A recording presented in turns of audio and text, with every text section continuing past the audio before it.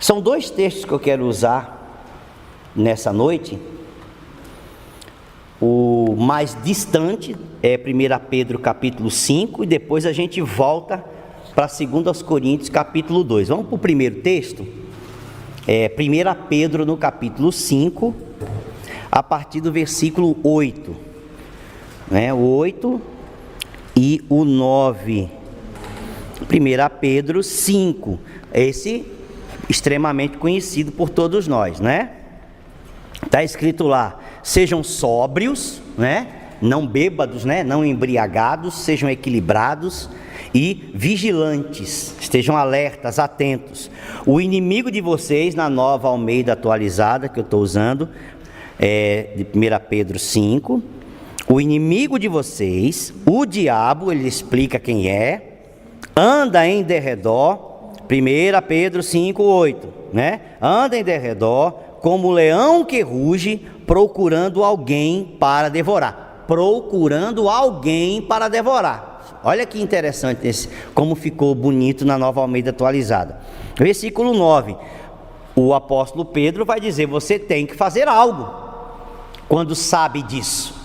O que você faz quando você tem esse conhecimento? Você resiste firme na fé.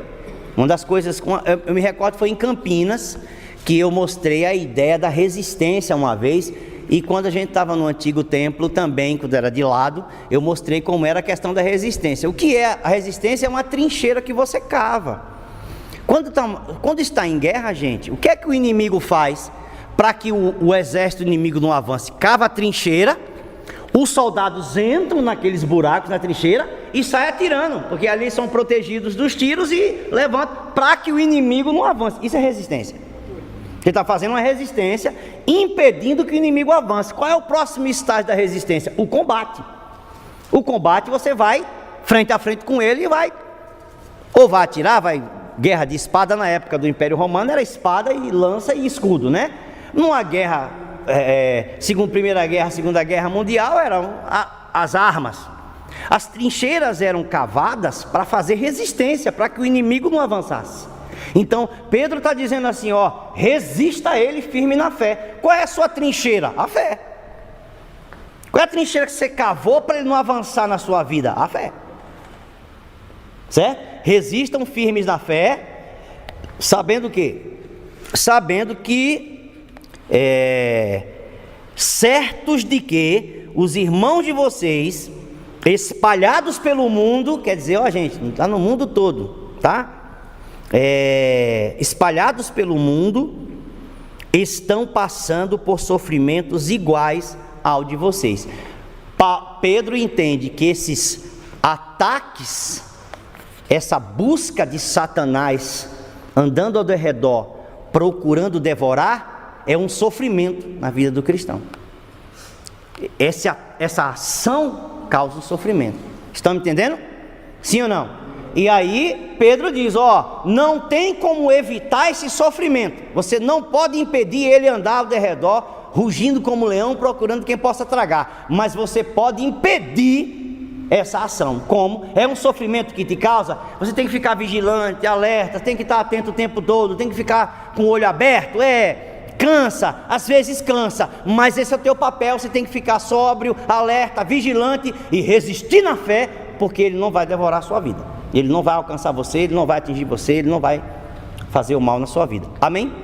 2 Coríntios no capítulo 2, 2 Coríntios no capítulo 2, esse é o segundo e último texto que eu quero usar, para a gente falar sobre o tema.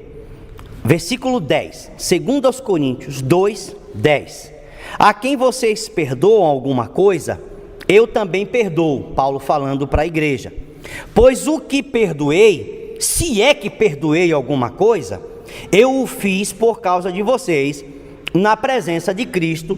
Olha o que diz o versículo 11: para que Satanás não leve ou não alcance vantagem sobre nós, pois não ignoramos quais são as intenções dele. Dependendo da versão, não ignoramos as suas maquinações. Prefiro essa palavra, maquinações, do que intenções.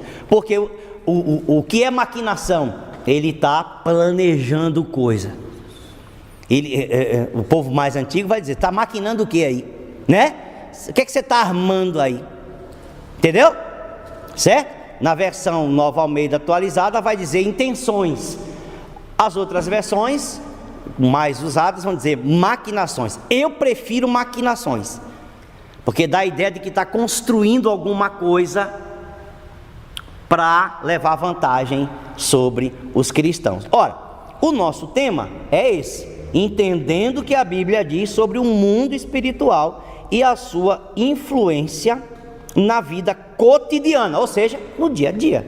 Ora, quando você lê esses dois textos, não precisa ler mais nenhum texto. Concorda comigo ou não? 2 Coríntios 2, né? O último. Você não pode, você precisa ler outro texto depois que você lê esses dois?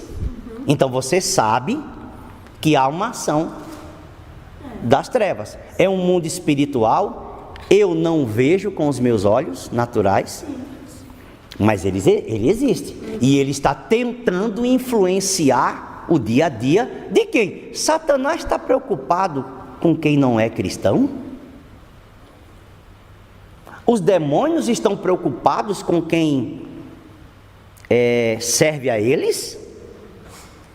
Ele está querendo, as pessoas não entendem, o demônio vai causar sofrimento na vida de quem serve a ele? Não, vai comer pelas beiradas sem a pessoa perceber que está sendo afligida, que está sendo atacada, que está sendo destruída. Ela não vai perceber, porque o inimigo não quer que a pessoa perceba que está sendo feito um mal na vida dela. Agora, o sofrimento, o ataque vem contra quem não está servindo, quem saiu das garras, quem abandonou o mundo, quem abandonou o sistema. Estão entendendo, gente? Sim ou não? Aí, claro, quando a gente lê esses dois textos, está na cara, esses dois textos vão nos revelar que sim, não é? Somente se você tocar apenas nesses dois textos, o que é que esses dois textos nos revelam sobre as ações dos seres espirituais que infelizmente nós não vemos. Eu acho até bom a gente não ver, porque senão a pessoa ia ficar sem paz. Gente, eu não acho uma coisa ruim a pessoa não ver o mundo espiritual. Eu acho que para a maior parte dos cristãos não vê uma coisa tremendamente tranquila, porque a pessoa não fica a vida toda vendo coisa ruim, porque ele pode até ser prejudicado na vida de tanto ver, que ele não vai conseguir nem fazer as coisas do dia a dia normal, se ele ficar vendo. Então Deus às vezes impede essa visão espiritual por sabedoria, justamente para não prejudicar o dia a dia da pessoa. Imagine se a pessoa estivesse diante do mundo espiritual o tempo todo, vendo. Essa pessoa ia trabalhar normal? Ia dar produção? Ia ser um chefe? Não ia ser, não ia conseguir fazer nada. Ia estudar? Não ia fazer nada. Não ia conseguir nem ler a Bíblia normal, porque toda hora estava vendo demônio. Estou lendo a Bíblia aqui, mas os caras estão fazendo uma algazarra ali. Como é que eu vou ler aqui em paz, com esse perturbando minha vida? Entende? Então, Deus nos protege até nisso, não deixando a gente ver o mundo espiritual. Estão entendendo? Quando é necessário, eu gosto também disso, quando é necessário, o Espírito Santo vem e abre a visão, ó. E se você não vê, você sente, certo? Sente a presença, tem a percepção espiritual, graças a Deus pelo Espírito Santo. Agora, o que é que esses dois textos nos mostram que esses seres das trevas fazem ou procuram fazer na vida de quem? Do mundo? Não, na vida dos crentes. Estamos protegidos? Somos protegidos, mas isso não impede que o inimigo planeje. Estamos protegidos, anjo do Senhor está ao nosso redor, o Espírito Santo, que é maior do que o que está no mundo, está dentro de nós, aleluia, mas isso não impede que Satanás e os demônios procurem fazer o mal, porque eles ainda não estão completamente eliminados da nossa existência. No futuro, na glória eterna, eles serão lançados no lago de fogo e a gente nunca mais vai ver nem a unha de um demônio. Mas por enquanto, Nós, sabendo que somos protegidos, temos que ter, como Pedro diz, sejam sóbrios, equilibrados, entendam que isso é real e sejam vigilantes. O que é vigilante? Esteja alerta, gente. Você não pode achar que não vai acontecer nada. Não pode achar que não acontece. Eu sou de Cristo, estou protegido. E você simplesmente deita na rede e vai tomar água com coco? É assim que funciona? Eu sou de Cristo, o demônio não me toca, o maligno não me toca. Tá, beleza, mas e se você não prestar atenção, não seguir a ordem bíblica de ser vigilante? Ele pode estar perturbado, porque ele está ao derredor rugindo como leão procurando quem possa tragar. Ele pode ter encontrado um caminho que você nem percebeu, certo? Mas aqui os dois textos vão dizer o seguinte: em primeiro lugar, os seres espirituais se movem. Se eu leio o texto, o que eu vejo? Ele anda ao derredor. Se ele anda, ele se move. Os seres espirituais não estão parados, eles se movem. A realidade que a Bíblia está nos ensinando. Olha como é importante esse estudo. Primeiro, eles se movem. Segundo, eles são como predadores. Se ele anda ao derredor, rugindo como leão, o que é que um leão é? Você já assistiu um monte de videozinho. O leão é um predador. O que é um predador? Ele caça. O leão não é hiena. O leão não é nem hiena, nem abutre. A hiena vai tentar matar o que já está morrendo e come o morto, que alguém matou. O abutre é pior ainda, que come a carcaça fedendo. Mas o leão não. Por natureza, ele caça. Ele tem que matar. Ele é predador. Essa é a característica do predador. Ele não pega a vítima dele morta. Ele caça. O texto diz que se ele anda, ele não é leão, mas ele anda rugindo como se fosse um leão. Então ele assume uma função de predador. Em outras palavras, os seres espirituais estão sempre à caça, sempre caçando. Olha o que é que o texto diz. Número 3. Os seres espirituais, vocês querem depois que eu mande isso aqui para vocês? Né?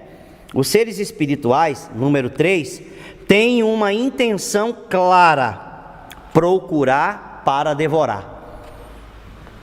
Rugindo como leão, procurando a quem possa tragar ou devorar. Então a intenção clara.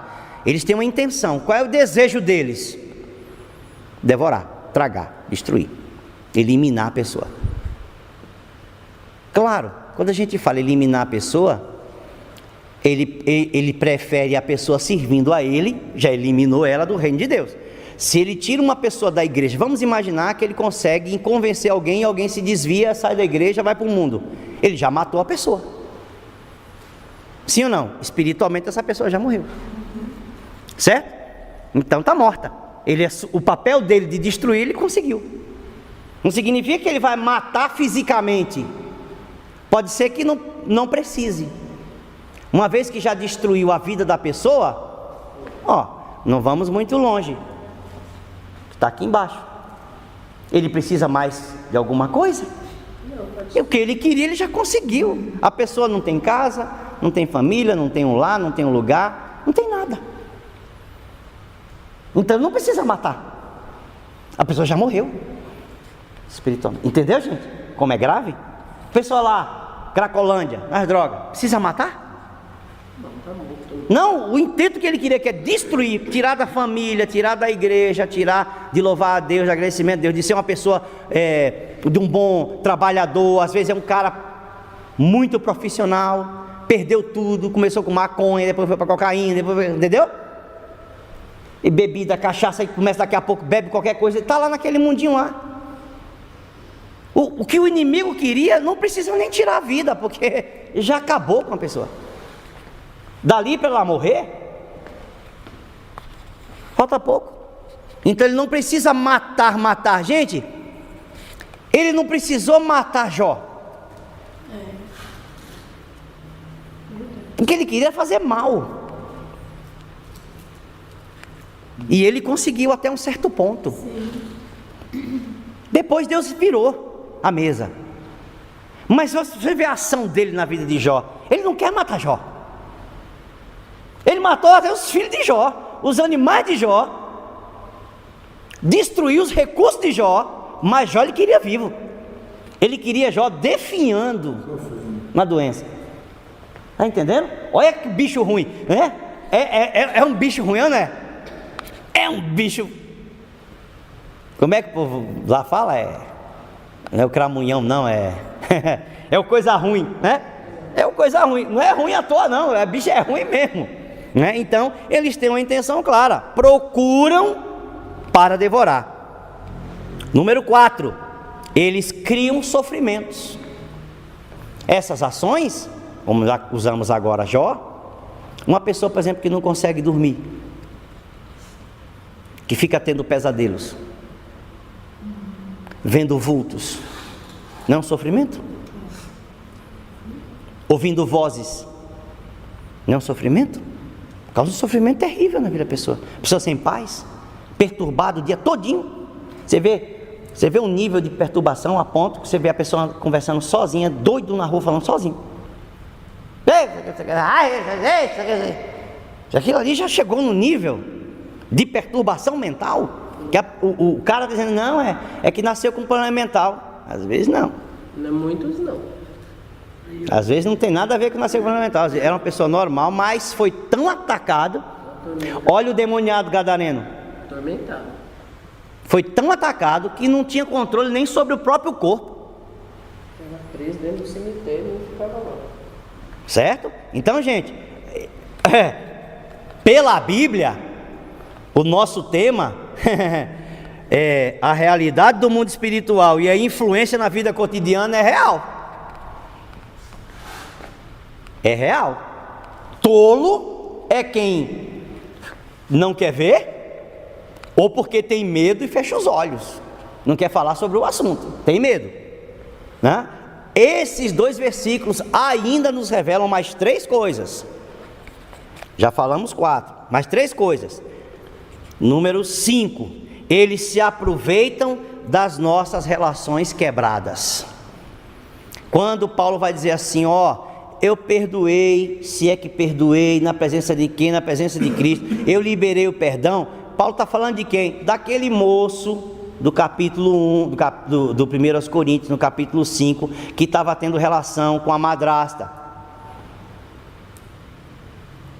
e que Paulo mandou expulsar da igreja. Na segunda carta, Paulo falou, todo mundo já repreendeu, ele já se arrependeu, traz de volta, porque a vergonha pública já foi vista, já foi feita, agora todo mundo está observando ele, em outras palavras. Traz para ele não ser devorado pela tristeza e não ser também destruído completamente. Aí Paulo chega nesse capítulo e vai dizer assim, se a quem perdoou eu perdoei, na presença de Cristo eu perdoei, etc., para que Satanás não leve vantagem sobre nós. Porque Paulo está dizendo, em outras palavras, a gente tem que ler e entender, a falta do perdão, o relacionamento quebrado, o inimigo pode levar uma vantagem sobre a nossa vida. Então eles se utilizam das nossas relações quebradas. Um marido que não se reconciliou com sua esposa, ou que dentro de casa é um inferno. O inimigo está se aproveitando dessas situações. Para quê? Para criar sofrimento, mais briga, mais separação, mais distanciamento. 6º lugar. Então, eles sempre vão usar, no 5º lugar, eles sempre vão usar os relacionamentos quebrados. Seja pai com filho, não quero saber, você nunca mais, você não é meu filho. O povo do Nordeste dizia isso. No dia do leito de morte, se desse tempo, chamava o filho para pedir perdão. Número 6, senão a gente não encerra, né? Vamos encerrar. Sempre procuram, esses 2 versículos dizem que eles sempre procuram levar vantagem sobre nós. Claro, todas essas ações é para ter. Aqui o levar vantagem, eu quero tentar explicar para você assim. O que é levar vantagem? É como quem diz assim, aqui em São Paulo tem muito isso, no Brasil tem muito isso. Eu sei de um podre seu, você não pode falar nada para mim. porque senão eu conto para todo mundo. Então eu tenho uma vantagem sobre você, porque eu conheço o teu pecado. Estão entendendo? Você não pode me dizer nada, porque eu sei algo a teu respeito. E se você dá uma escorregada aí, eu publico para todo mundo. Hoje tem internet, é pior. Estão entendendo? Levar vantagem é isso, é ter uma coisa contra você, e que você acaba não reagindo, porque ele tem uma vantagem na sua vida e te aprisiona. Gente, quando alguém fala uma mentira contra você, o pior de tudo é que você, mesmo que seja mentira, nos dias de hoje é calúnia, por isso que a Bíblia diz para não levantar calúnia contra o próximo, você não consegue se defender 100%, porque alguém sempre vai acreditar que aquilo é verdade. Alguém vai dizer assim, ele mostrou as provas lá, mas não acredito não. Sempre tem alguém que não acredita, e o pior, esse que não acredita é o que sai divulgando. Pode ver, gente, é incrível, mas é o que é usado pelo Satanás. Esse é o instrumento do demônio, é aquele que está sendo usado como instrumento, porque ele não acredita que aquilo é verdade, ele não aceita que você provou que não é verdade, e ele continua falando contra você, mesmo sendo mentira, que ele não acredita que você é verdadeiro naquele assunto. Então é ruim quando alguém lança uma calúnia, porque a calúnia é difícil de se defender. Por isso, o melhor que um cristão faz quando alguém lança uma calúnia contra ele é não se defender, ficar em silêncio. A melhor. Jesus, estão dizendo isso de você, estão dizendo isso de você. A Bíblia diz que Jesus ficava em silêncio e nada falava. Por quê? Porque não adianta você falar. Então fique em silêncio, deixa o cara falar. Sabe por quê? Porque ele mete os pés pela mão sozinho depois. Mas se você ficar tentando defender, a pessoa fala assim, se está se defendendo é porque tem alguma coisa. O que não acredita. Tem culpa no cartório. Tem culpa no cartório, Quanto mais a gente zangar, pior. Entendeu? Então, até isso eles usam. O inimigo usa para levar vantagem sobre a gente, para a gente não continuar servindo plenamente a Deus, não fazer a obra, não fazer o ministério.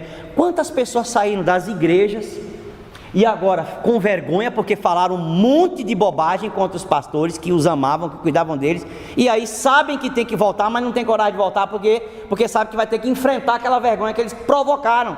Só que aí não é verdadeiro, e aí como é que eles fazem? Vai pedir perdão? Publicamente? Não tem coragem, fica do lado de fora. O inimigo também fez o quê? Acabou que enganou essa vida, ainda deixa do lado de fora, ainda mata ela na vida do ministério, que é também o que o inimigo queria era fora. O que o inimigo queria, ela era fora, não sendo ovelha, não sendo serva de Deus. Era o projeto dele. Ele conseguiu, e ela ainda se justifica com um monte de coisa. Não tenho vergonha, não vou falar, não pedir perdão, porque não fiz nada de errado. Fez sim. Como que não fez? E outra coisa, gente, vou sempre usar coisas nossas. Imagina que você é casada, não importa o que aconteceu, você deu crise no seu casamento, a culpa não é só de um. Mesmo que o outro tenha mais culpa, os dois não são inocentes. Porque às vezes a outra alimentou na raiva, na vingança, negando, não fazendo o que devia. E a pessoa diz, não, porque você está fazendo mal para mim, você está com as mulheres aí, então eu aqui também não sou sua esposa. Também você está em pecado, porque você também está fazendo errado. Você não pode só culpar ele, porque você também está se vingando. E a Escritura diz, não vos vingueis. Entende? Então, gente, mesmo que um seja mais culpado na destruição de uma relação, os dois são culpados. Mesmo que alguém na balança pese mais, mas o outro também tem culpa, porque ninguém é inocente diante de Deus. Ninguém. Deus sempre vai achar a culpa. Se sondar um pouquinho mais, ele vai dizer, mas no teu coração tu pensava nisso. Mas nas tuas orações, na tua conversa, tu desejava a morte.